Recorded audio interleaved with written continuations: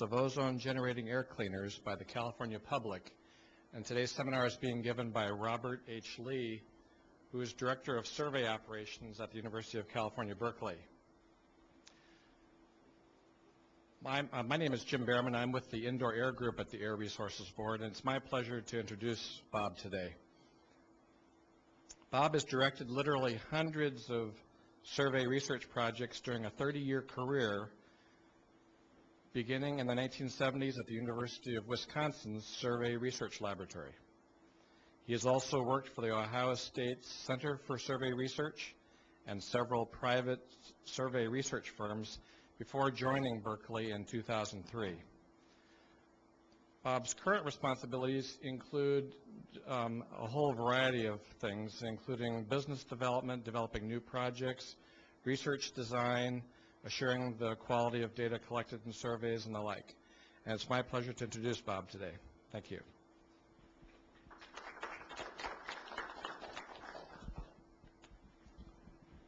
Thank you, Jim.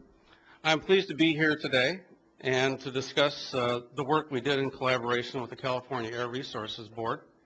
I'd like to acknowledge and thank Jim Behrman and Peggy Jenkins for their guidance and assistance in this collaboration. And I'd also like to thank Jackie Hayes of our staff at the Survey Research Center in Berkeley for her hard work and the strong contribution that she's made to this project. In addition, I'd like to also thank Tom Piazza, our sampling statistician, and the project PI for his skilled guidance and his thoughtful and insightful leadership on this project. As a way of starting, let me begin by giving a bit of background on the issues connected with indoor air cleaners.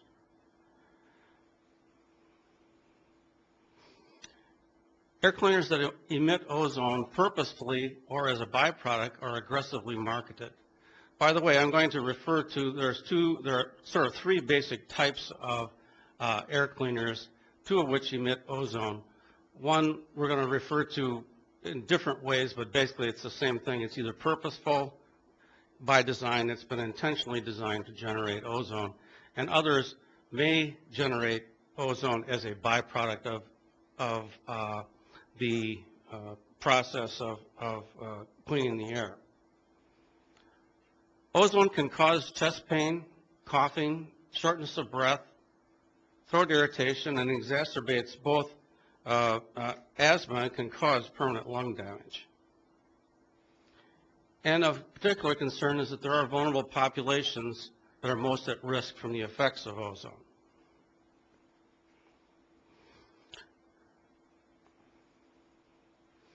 Here's some models of photographs of some of the purposeful devices that exist in the marketplace today. These devices are of the type that generate ozone as an intentional product.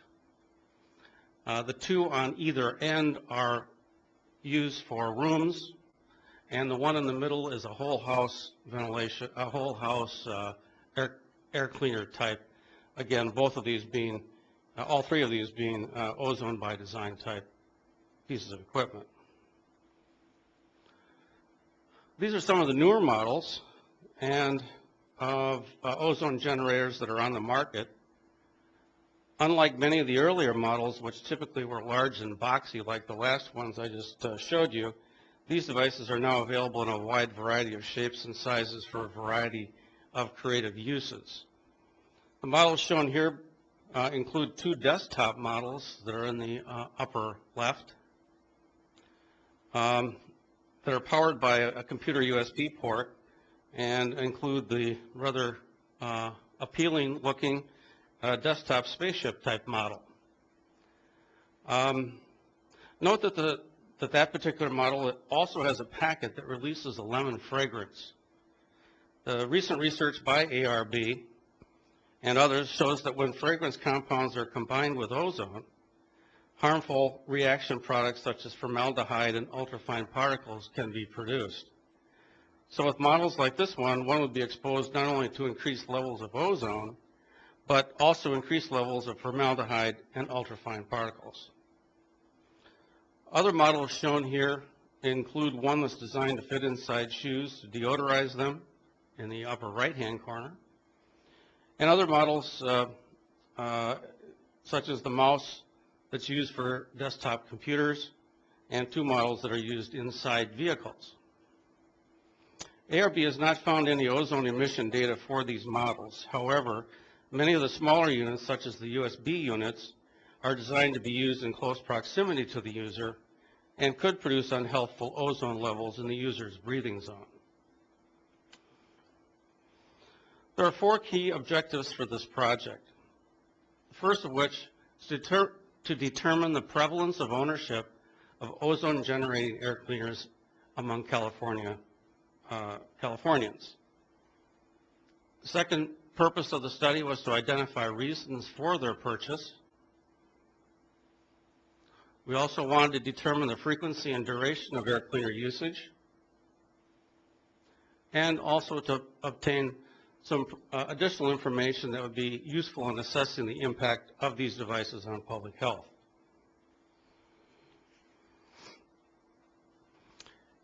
In order to assess these objectives, a randomly selected telephone survey was conducted by our shop at the Survey Research Center in University of California.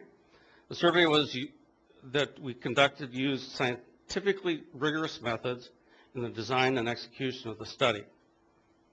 In this project, we completed 2,119 interviews at households in California using a list-assisted random digit dialing sample. At each household that granted us an interview, we completed an interview only at households that spoke English and only conducted the interviews on fixed line telephones, and there was no mobile phone that was part of the sample. Once we determined that the household owned an air cleaner, we asked a full suite of questions of those respondents. Those who did not own one were asked a very abbreviated set of questions, which were primarily demographic in nature. Quality control is of key importance in the surveys we conduct, and for this project we utilize what I would refer to as gold standard techniques for the design and testing of the questionnaire and for the collection of the interviews. We started by pre-testing the questionnaire, where we took a sample of people who do own these that we knew we were able to pull together from our various networks, both through colleagues at ARB and through our Survey Research Center, who we knew owned these kinds of pieces of equipment, and we tested the questionnaire with them to help us refine and quality control the questionnaire. And then we went through an iterative process with ARB to develop a final questionnaire, which was then put into the field. In doing the interviews, we used our computer-assisted telephone interviewing, or CADI system, for that, where an interviewer basically sits in front of a computer screen and reads the questions to the respondent and is automatically directed to the next appropriate question. There are great advantages to this type of a system because it reduces a lot of potential interviewer error. For one thing, it shows the question. It's got, for the most case, has closed-ended question numbers where we can assign numbers like 1 yes, 2 no, to the answer category, so that you can automatically, 1, enter the data and into the system, and 2, use that as a way of eliminating codes that are not valid. So if 1 and 2 are the only 2 valid codes, then 3, 4, 5, etc. cannot be entered. And so it reduces error there. And that automatically also handles the skipping directions when the interviewer needs to bring up the next appropriate question. In all of our projects, including this one, we have extensive interviewer training.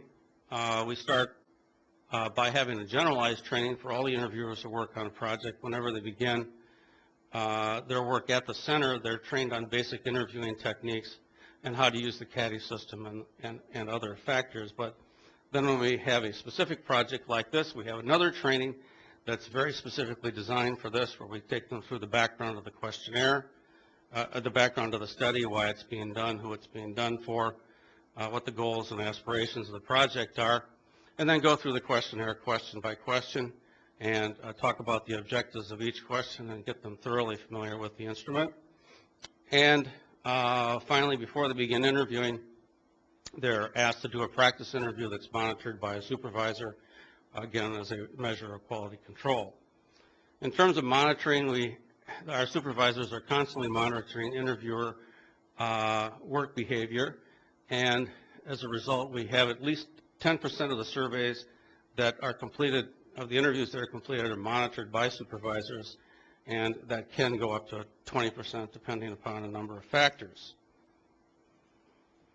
So here's some of the key findings from the project.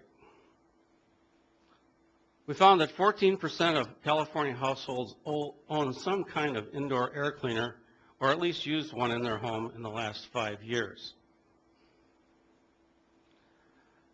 8% of California households own an air cleaner that may produce ozone as a byproduct of its production. And importantly, 2% of California households own an air cleaner that produces ozone intentionally as a design feature. Given the population of California, that means that approximately 282,000 California households, or about 828,000 individuals, are at risk of exposure to elevated ozone levels. In addition, we found that 45% of the households who own these have children, and that's an at-risk population. In addition, we also found that about half of owners purchase air cleaners because of allergies or asthma in their home. The vast majority, more than 3/4, use the product year-round. And not only do they use it year-round, but we found that most use their air cleaner more or less continuously.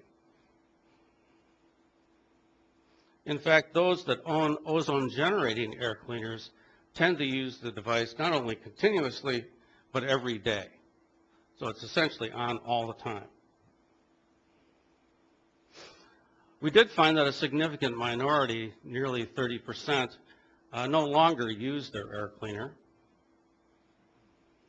And another important finding is that we found that both ethnicity and income are related to ownership.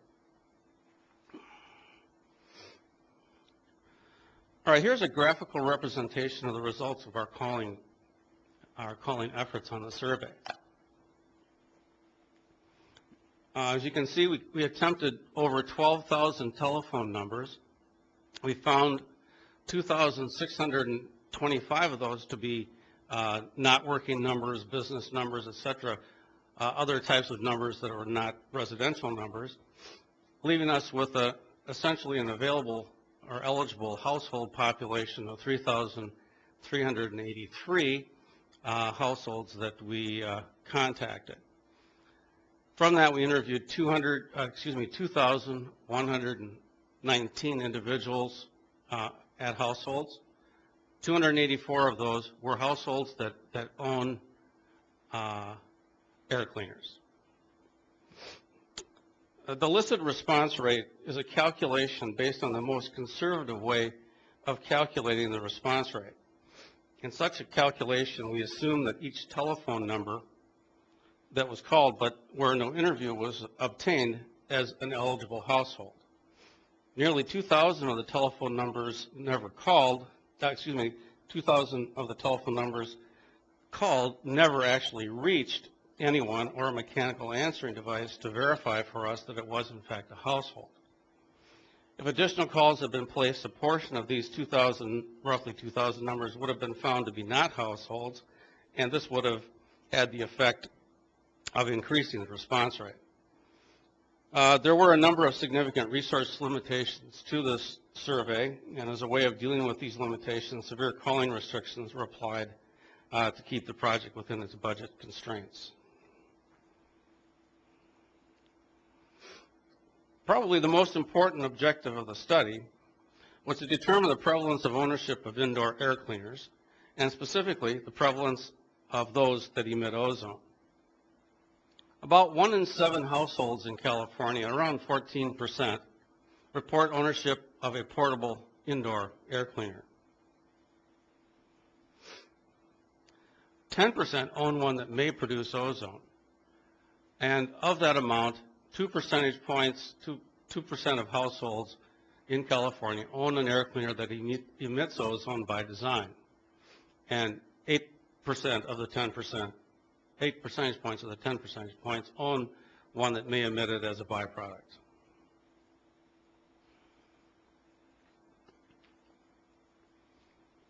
When rigorous scientific projects are conducted, one can determine the level of confidence one has in the survey estimates obtained. So we can say that in this particular example,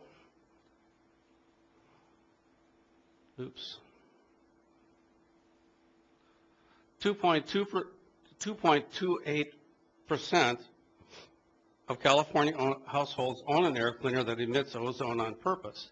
And that if the survey were to be repeated, that 95 times out of 100, the prevalence of ownership would be in the range of 1.63 to 2.93% of those households. So it would be in that range when you look at the 95% confidence interval. And you can use those figures to map throughout this section. So ownership of byproduct would be in the range of 6.65 to 9 percentage points. And the overall total ownership of air cleaners would range somewhere between 12.5% and 15.5% at the 95% confidence interval.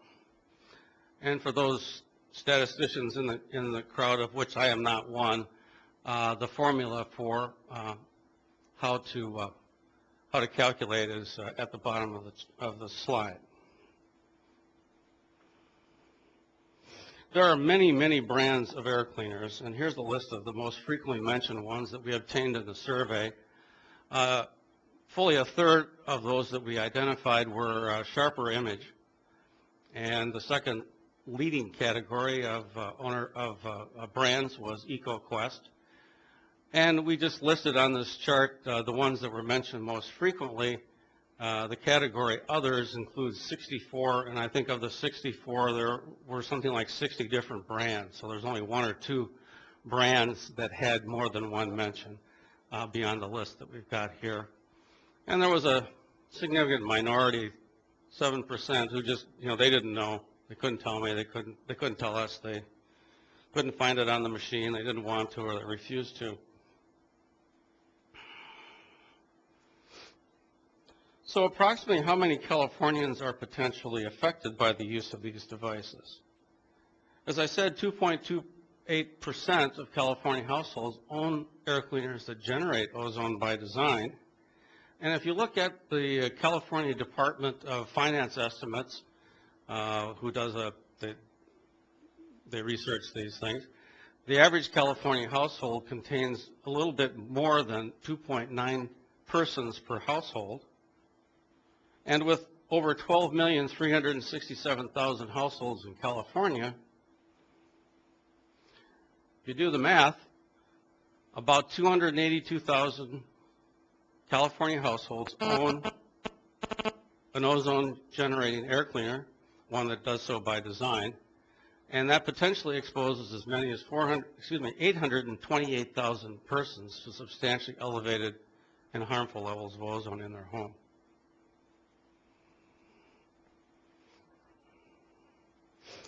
The actual number of persons affected could be higher than was reported in the survey for a couple of reasons. Some of the byproduct devices can produce unhealthful levels of ozone as well as the ones that do it as an intentional part of their design. In addition, households with higher incomes are more likely to own ozone-generating air cleaners, we found, regardless of the type, but those households were slightly underrepresented in this survey sample. So for both of those two reasons, it's possible that the numbers of people are a little bit higher than indicated in the first graph about individuals affected.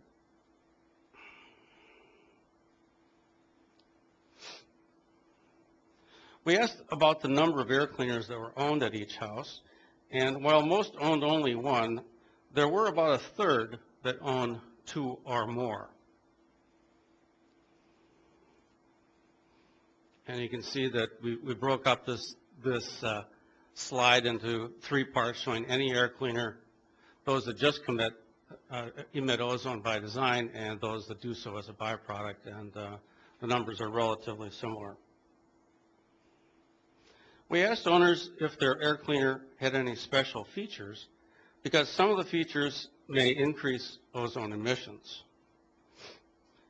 When we asked about that, we found that up to 36% of owners who have one air cleaner and 30% of owners who have two or more indicated that they had these special features on their air cleaner.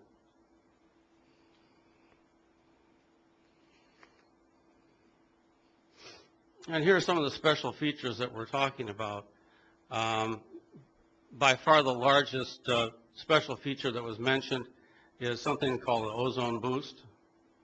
And more than half of all owners had those types of special features. And ozone filters and UV light features were also fairly significantly mentioned. The ozone filters would actually be something that would filter out ozone particles.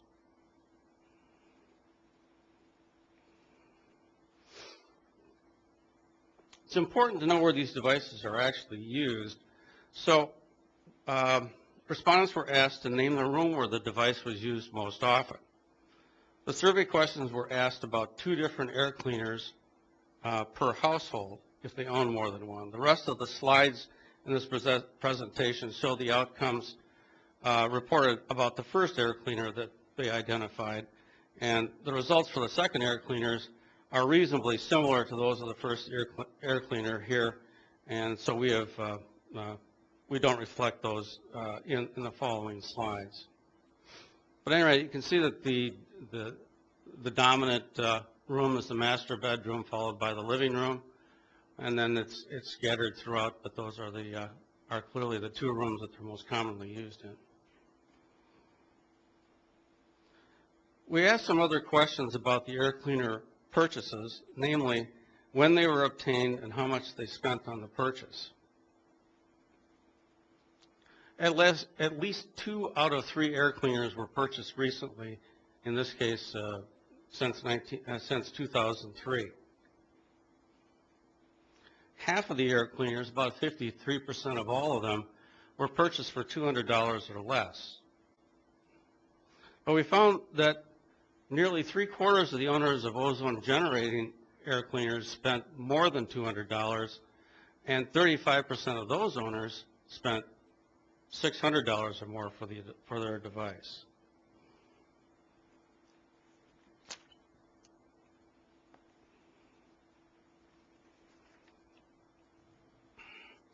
And here's a graphic that shows that those purchase trends. You can see large proportions since 2003 and on. The last time period ends with June of 2006, and that's because that's when we ended data collection on completing the interviews on this project.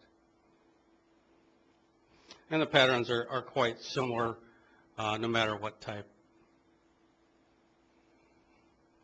In addition, when you look at, as I mentioned, the purchase prices, we've broken them down into these categories, and as I mentioned, there's a significant proportion of owners of ozone-generating air cleaners that do so by design that were $600 or more.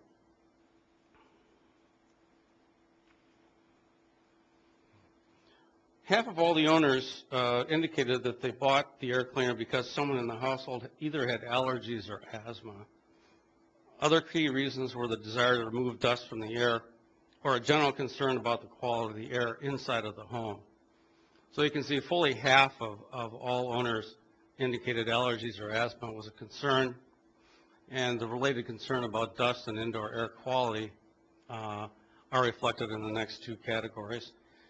And a number of other reasons were mentioned, and they're listed there.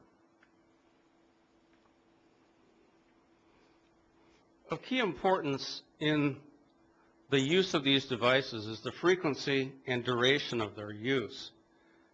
This is important because the length of exposure to ozone emissions can have an impact on health. And it was found in the survey that the devices are intensely used. Most air cleaner owners use their devices year-round regardless of the season. We asked questions about whether they use them strictly seasonally or use them year-round, and the vast majority indicated that they use them year-round. They also tend to use them every day. And in fact, we found that most never turn them off.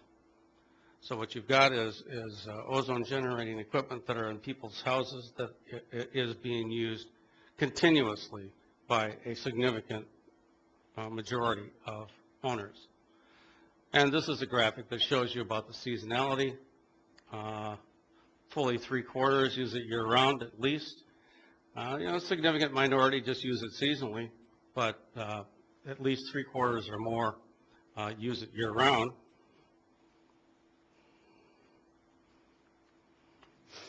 In addition, this graphic is quite illustrative. We asked them how many days per week they used it, and included a category of every day. And the vast majority, 78% in total, indicated that they used it every day. And the pattern is identical, whether it's no matter what type it is.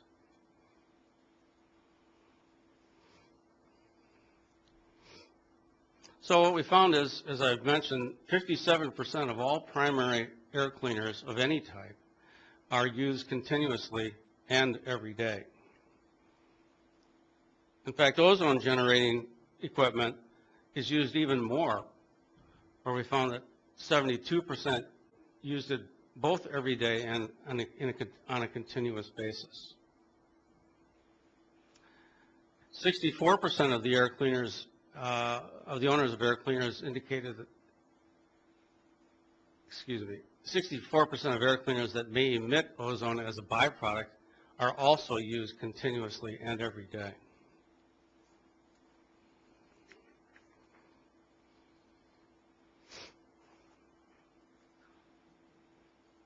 For all air cleaners, 70% of the owners currently use them, and about 29% do not.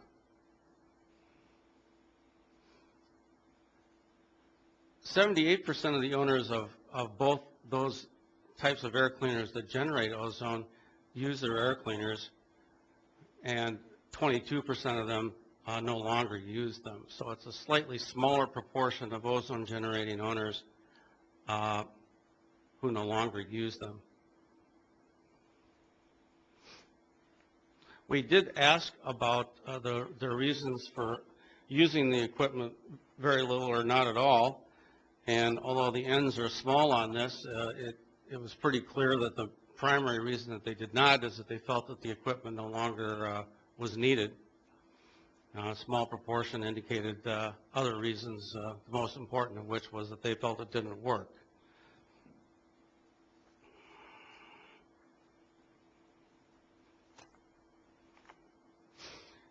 In order to determine the potential impact of ownership, it's important to find out about the composition of the households we interview. We found that nearly 6 in 10, 58% of the households with air cleaners that generate ozone have 2 adults. And importantly, nearly half, 45% of those households that have air cleaners that generate ozone by design have children. And 30% of households with air cleaners that may emit ozone as a byproduct also have children.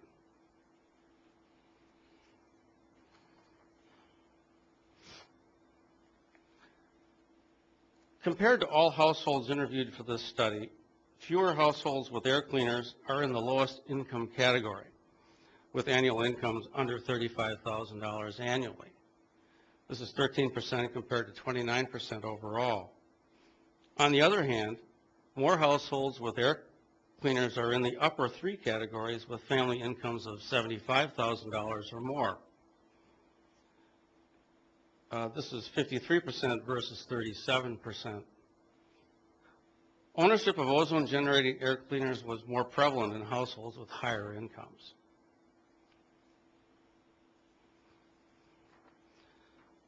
The survey also determined the ethnicity of the respondents who completed the interview.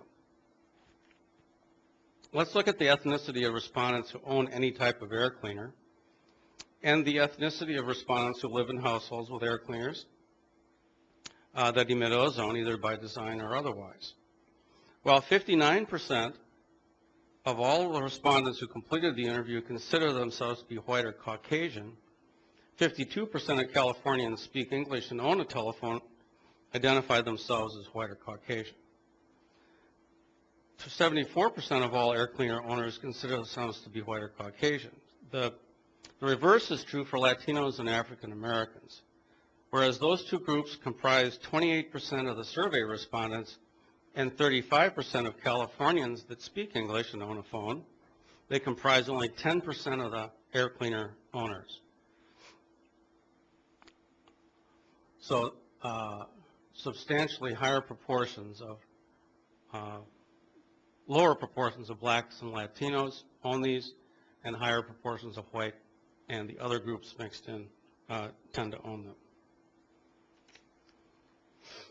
So as I mentioned, the effect of income, where higher income households are more likely to own air cleaners than ones with lower income, there is also an interesting effect of the ethnicity of household members.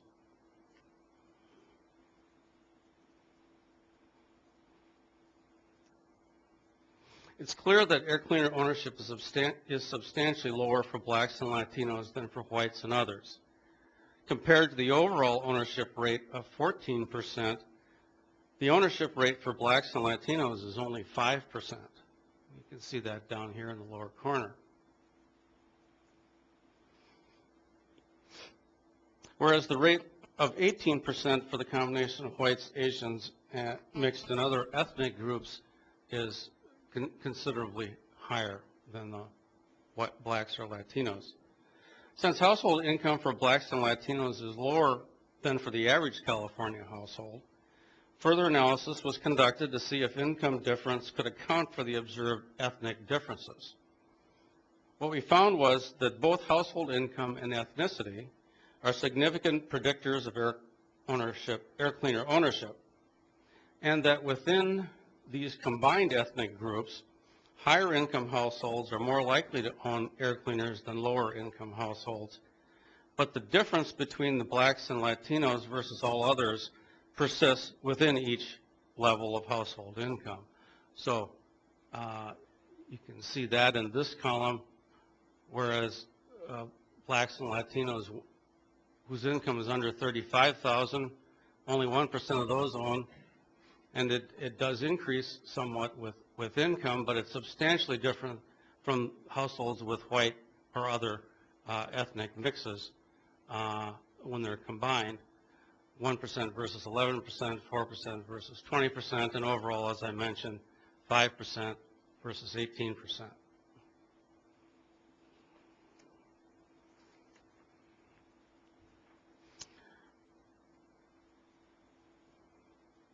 Owners were asked if their air cleaner emits ozone. And we found that 73% of owners of air cleaners that emit ozone by design know this. So this was essentially, we did an after the survey evaluation of the models that they had to evaluate whether it was one that was known to generate ozone as a byproduct or known to generate ozone by design. And so when we took that information and compared it with our answer to this question, that's how we were able to determine that nearly 3/4 of these owners that emit ozone by design know that their equipment does that.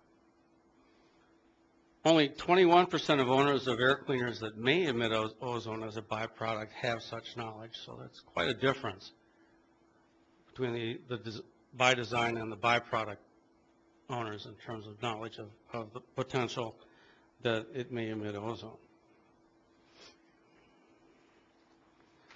So in summary, we conducted a telephone survey where we interviewed 2,119 households and did so to determine the proportion of households that own various types of air cleaners, especially purposeful ozone-generating air cleaners. We also wanted in this study to determine the reasons for purchase, use patterns, and other information.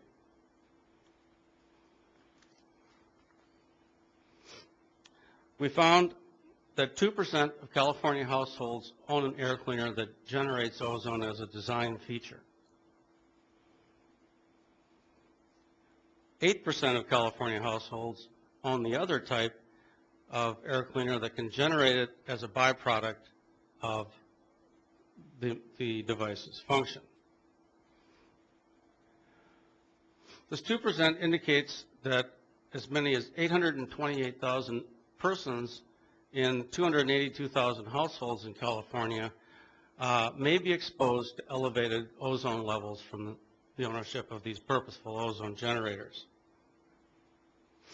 The actual number of persons affected may actually be higher because some byproduct units may also emit ozone.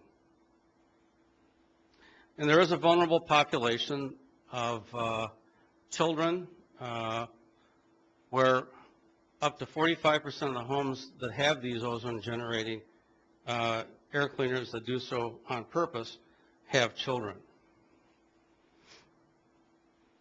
We found that household income and ethnicity are significant predictors of air cleaner ownership.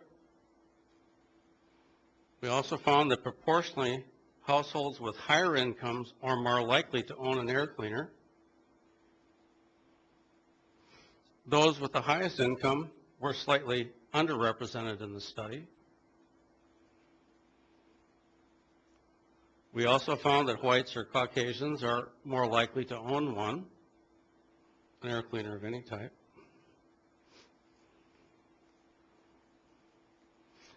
The most commonly reported reason for owning an air cleaner was the presence of asthma or allergies inside the home by someone that lived there. We also found that owners of air cleaners tend to use these devices a great deal. As I mentioned, the vast majority of them tend to use them every day. They tend to use them year-round, and they tend to use them continuously. Owners of ozone-generating air cleaners by design use them even more frequently.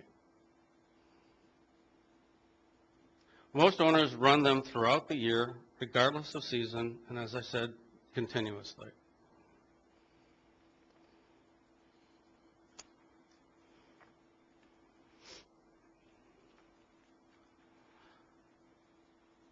With 8 in 10 owners of ozone-generating air cleaners by design and 71% of owners of byproduct air cleaners believing, we found that they believe indoor air quality has improved since they've owned the equipment, even though most of them know that ozone is a pollutant.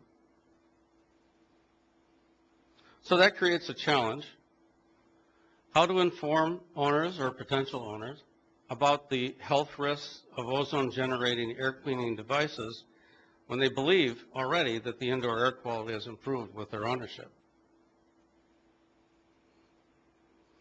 So owners need to be informed it is not the ozone that cleans the air, but it is the other features that do. For example, the particle filter and some of the other attachment devices, the ionizer or the electrostatic precipitator, for example.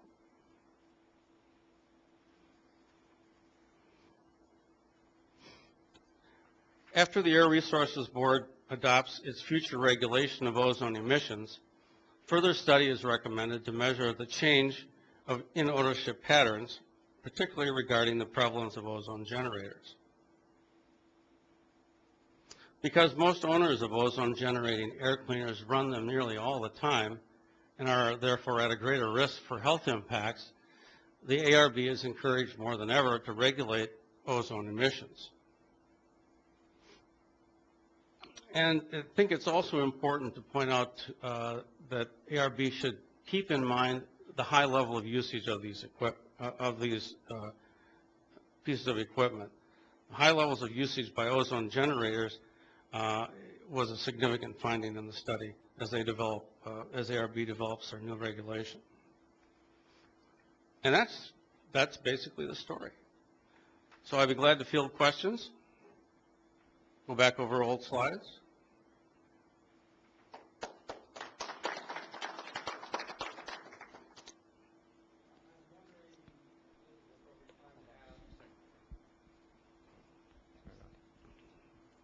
Yeah, I had a question about, we're learning about the ozone generators and the air cleaners that people have in their houses, and I guess my question is, what are the alternatives? I noticed you touched on it briefly on your second to last slide.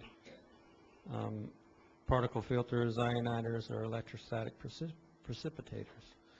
So one is, I guess, some produce ozone nearly by byproducts. How unhealthy are those? And two, if those, what can we use if we can't use those? The question, I'll try to repeat this for those who are, is that right? This needs to be repeated? Oh, okay, then I won't repeat it. Okay. Well, let me make something clear. I'm a survey research professional. I'm not an indoor air quality specialist. The indoor air quality expertise comes from those we collaborated with at ARB. So if I could, I'd defer this to Jim or Peggy or Tom. Just as a brief answer, we do not recommend any particular type of device. However, as Bob pointed out, as the survey points out, we definitely advise against the use of ozone-generating air cleaners.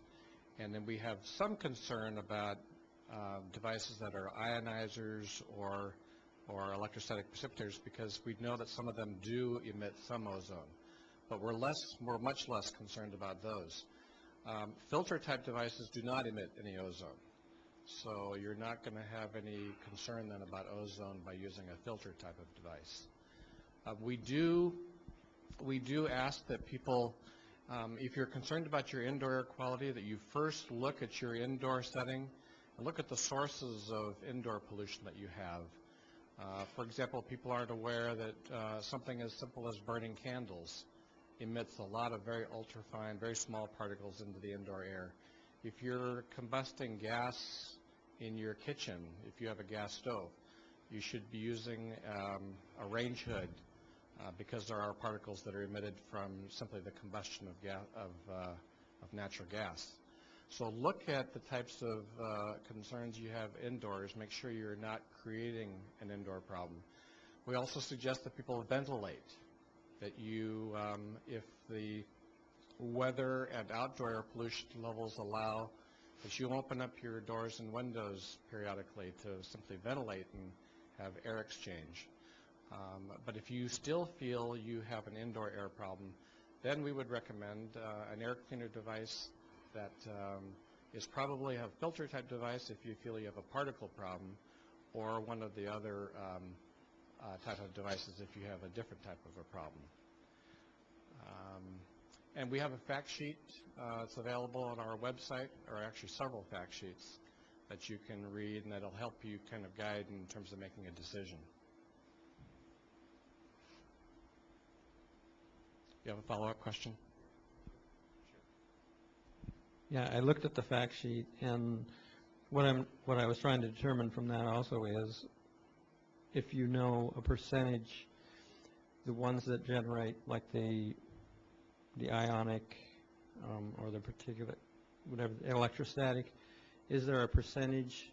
Do you have somewhere a chart of the percentage that's less harmful than the ones that produce ozone on purpose? So you're asking if there are particular ionizers or ESP devices that would not be a problem from an ozone standpoint? Well, all of them, as far as we know, all of them do not emit as much ozone as an intentional ozone generator air cleaner. But we haven't done testing of a lot of those devices. So really don't have that information right now. There is some further information on our website. Again, we've posted a number of articles that other people have done testing, and that's where some of the initial concern about electrostatic precipitators came about when Consumer Reports did some testing. But again, I think we're aware that manufacturers themselves are aware of this as a problem, and a lot of them are trying to redesign or change the design slightly such that ozone's not a problem. Other questions?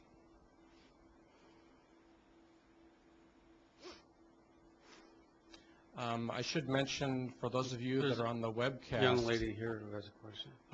I should mention that for those of you listening in on the webcast, people can send questions to coastalrm@calepa.ca.gov. So I'll mention that. And actually, I don't know, do we have any coming in, Peter, or no, not yet? Okay. I actually wanted to have Bob mention something that he explained to us. We were a little concerned at one point about the 21% response rate because our historical survey involvement had somewhat higher response rates with phone surveys and some of our older studies. Maybe, Bob, you could just kind of comment some of the, the current state of things and what your thoughts were on that, because I thought it was very helpful. Okay. Well, having been in the business since the early 70s, and Jim's bio was generous in referring to that as only 30 years,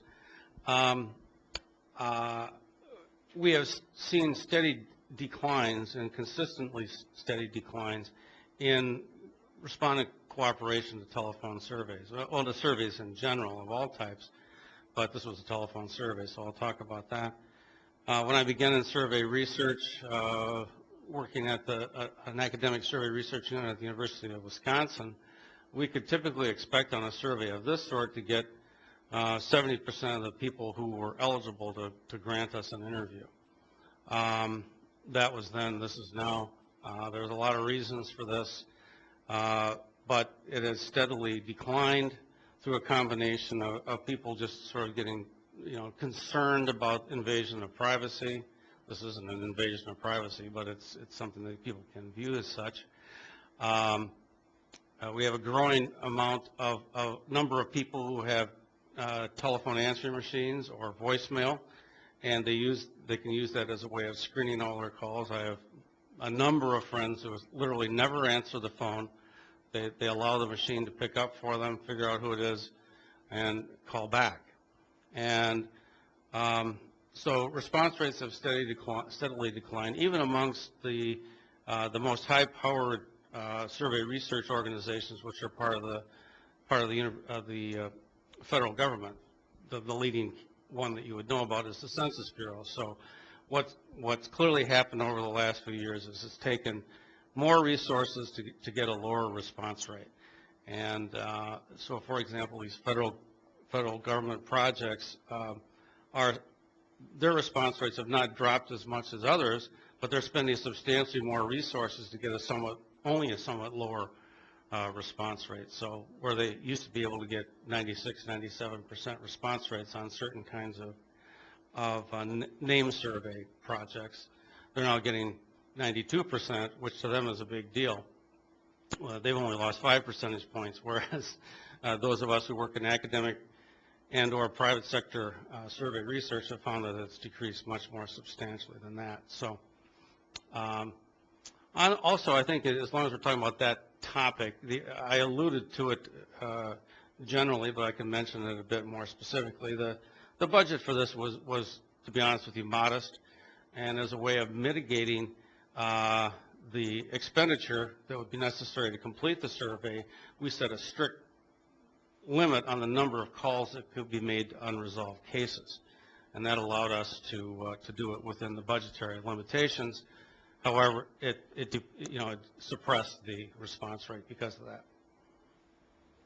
Was there an email question? There is one coming in. He is going to check.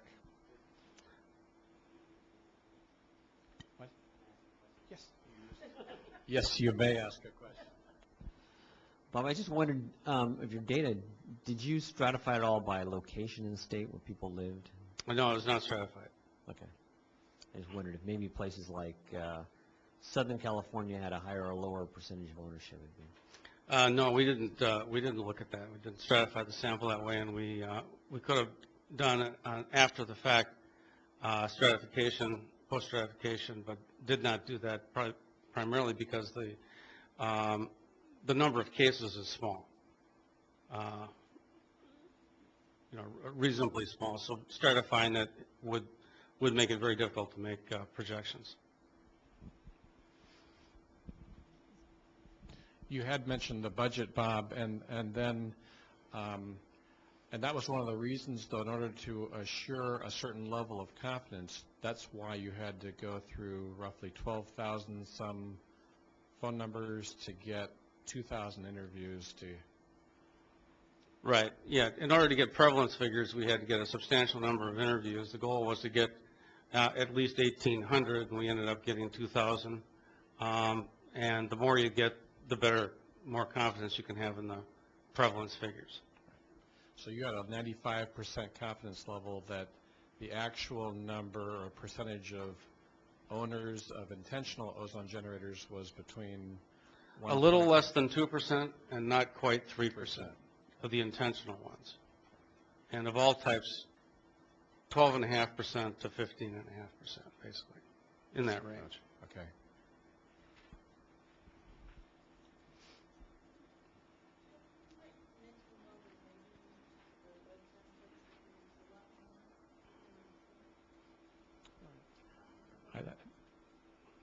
Why don't you go ahead and make. Yeah, I just want to mention for people here and on the webcast, there's a lot of additional information in Bob's report, so people may want to go there. There were some additional questions on kind of their knowledge of ozone and some more detailed questions, I think, about their use patterns and that. So if there are additional questions that aren't asked and answered today, the report does have some additional information. Okay, here are some of the questions that came over the internet by email. How were the air cleaners that generated ozone as a byproduct identified? What we did is we asked for the actual name, model, and model number, if they had such thing, so that we could, as an open-ended question, which the interviewer wrote down, so we could do after data collection classification, and because we're not indoor air quality specialists, those folks at ARB are, we provided the list of those names of products to them so that they could identify what type of air cleaner they were. They were able to identify all but 12 or something like that air cleaners as being classified as one of the three types of air cleaners. It says here, did you assume that, for example, certain types of air cleaners like electrostatic precipitators generated byproduct ozone? I think I have to throw that one to Jim. Yes, we did. Just to simplify the analysis, we did assume that all ionizers and electrostatic precipitators would generate at least some byproduct ozone. Okay. The next question on this list was, how did the owners of the devices decide they needed to have an air cleaner, an ozone-generating air cleaner, a purposeful one? I'm not sure that question was directly referenced in the survey, Jim. We didn't really get at their, how they decided. We asked what their reason for purchasing it was. That's correct. We asked what the reason was. So I don't think we were getting at how they decided that they needed a particular kind. Right. Right. That would have involved a follow-up probe of some sort that we did not include in the survey. Does your summary chart number 39, and let's see if I can find which one 39 is.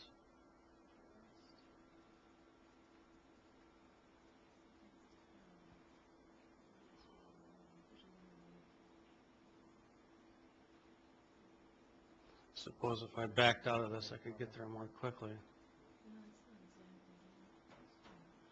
Actually, could you take this down to the slide level with escape, and then find 39 for us?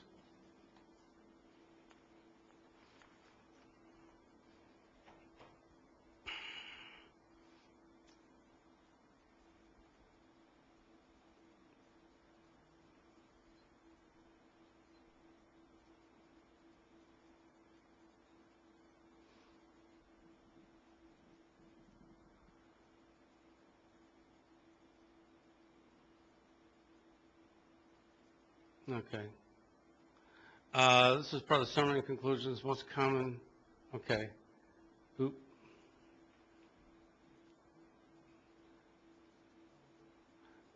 Double click on that and it should bring it up. Or you just leave it there. That way. That's fine that way. Does the summary chart apply to all air cleaner owners or just those with air cleaners that perfectly generate?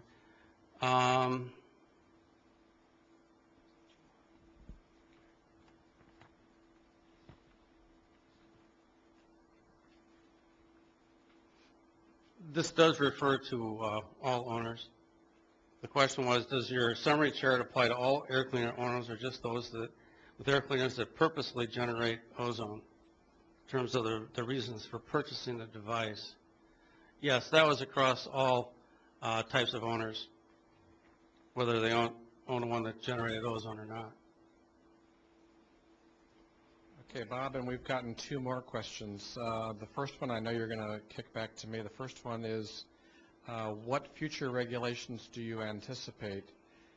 And Why don't you go ahead and handle that? okay, under legislation that was passed by the state legislature and signed by the governor during this last session, the Air Resources Board has been given authority or been directed to adopt a regulation to regulate ozone emissions from air cleaners. And the Air Resources Board is presently engaged in that process.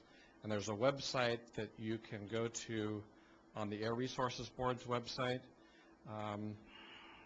Under the indoor air section, there's a section for an indoor air cleaner regulation. And then you can also sign up for additional information and get on our email list also for that. The second question is, were the participants who had ozone-generating air cleaners asked if they knew that ozone was harmless, and if so, whether they were aware of that due to a public campaign? Let's see, were the participants who had ozone-generating air cleaners asked if they knew that ozone was harmless? I don't think we asked that specifically, but we did ask if they were aware that ozone was an air pollutant. Is that correct? That is correct. We asked that question, but we didn't ask it the way he phrased that. Right, and Or she. and so we did not ask them if they were aware of that due to a public campaign. No. No. And if I remember correctly, in terms of the results, the majority of people were aware that ozone is an air pollutant. Yes, they were. Something like 70-some%, as I recall. Okay. Just as a follow-up to one of those earlier questions, I believe it was the, did we,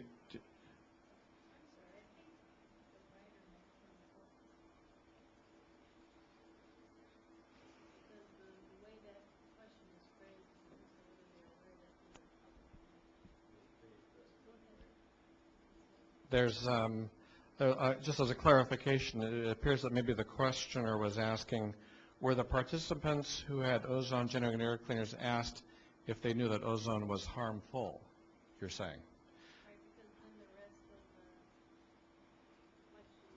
Okay, that might be what the questioner intended. And yes, we did ask if they were aware that ozone was an air pollutant. Okay. Right.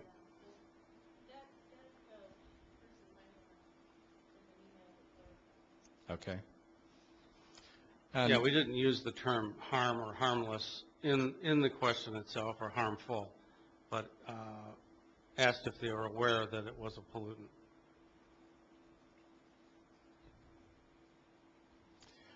And just as a clarification, in terms of, in responding to the earlier question, did we assume that certain types of air cleaners like electrostatic precipitators generated byproduct ozone? As part of the process, your survey staff sent us the answers to the question about brands and models, and then the ARB staff took that information, and it's true. We also combined with responses to other questions about whether or not there were collection plates inside the device, for example, or if it was using a technology where there was a current that passed through the device, which would, in effect, then cause the ozone to be produced. So that was part of the decision process. Any other questions within the room? Hi, Bob. Thanks for the great presentation. You mentioned under sampling the higher income groups, and I'm wondering if there are other groups like that where it may be worth doing some post-weighting to get maybe a little bit more representative estimate for the number of, say, households with ozone generators, or are those differences that significant? The differences were significant, and we did look at some of the other demographic variables and found nothing really going on there that made any specific demographic characteristic distinct from others in terms of ownership prevalence.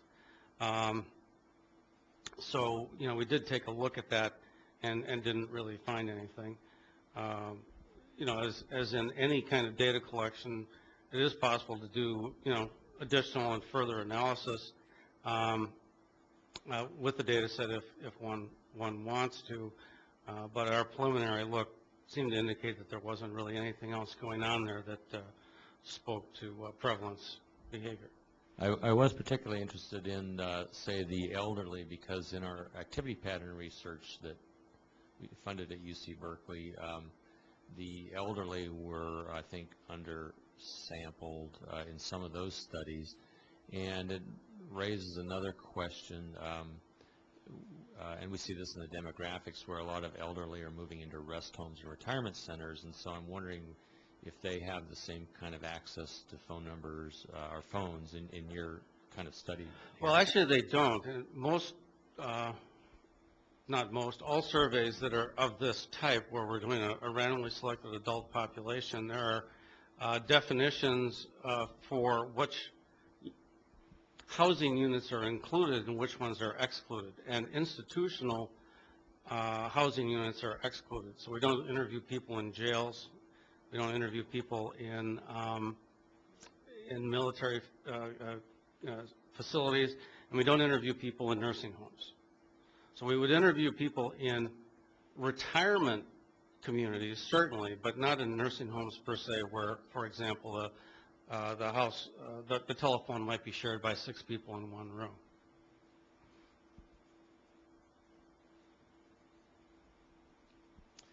Any other questions? Well, thank you very much for your interest and for attending today. And let me also just, again, remind people that if you want further information, please go to our webpage or the website the Air Resources Board has for indoor air quality and specifically for air cleaners, to be both kept up to date on what's going on and also to sign up for the electronic listserv where you can be notified about upcoming events and the like.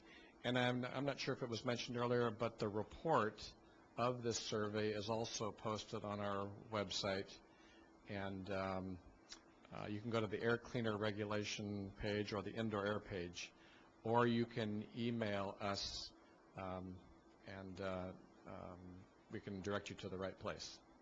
Anyway, again, thank you very much for attending today.